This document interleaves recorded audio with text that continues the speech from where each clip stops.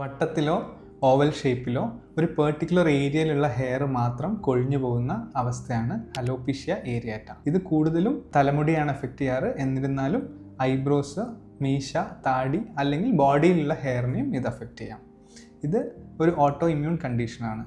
അതായത് നമ്മുടെ ശരീരത്തിൻ്റെ ഇമ്മ്യൂണിറ്റി നമ്മുടെ ശരീരത്തിലെ തന്നെ ഒരു പാർട്ടിനെ അറ്റാക്ക് ചെയ്യുന്ന അവസ്ഥയാണ്.